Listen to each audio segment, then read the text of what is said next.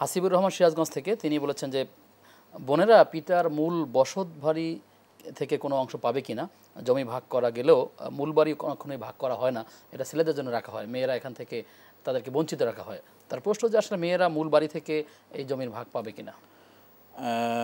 যিনি প্রশ্ন করেছেন এটি আমাদের দেশের প্রেক্ষাপটে একটি খুবই বাস্তবধর্মী একটি প্রশ্ন। সেক্ষেত্রে আমি একটা ঘটনা বলে তারপরে শুরু করছি। জনৈক ভদ্রলোক, আমরা খুব ছোট্ট করে যে উত্তরটা নেব আমরা। হ্যাঁ, আচ্ছা, তো তার ওয়াইফ এবং তার ভাইদের সম্পত্তি দিয়ে বন্টন করে তার বাবা হজে যাচ্ছেন। তো মেয়েদেরকে ওই মাঠের জমি, যেখানে ফসল হয় না, পানির জমি, এগুলো দিয়ে দিয়েছেন, কম দামি জমি, পরিমাণ ঠিক রেখেছেন। তো ওনারা আদালতে চলে গিয়েছেন। তো বাবা যাচ্ছেন হজে আর ছেলেমেয়েরা আদালতে যাচ্ছে। তো হজ কিভাবে কবুল হতে পারে? ছেলেমেয়েদের হক বা ভাই বোনদের যে হক, সেটি হলো বাড়ির কোনো হিসাব না, ব্যাংকের কোনো হিসাব না, জমির কোনো হিসাব না, সম্পত্তিতে যে অধিকার আল্লাহ তাআলা নিশ্চিত করেছেন প্রত্যেকেই সেই অধিকার পাবে। এটি হলো মূল সংক্ষেপ যে কথাটি।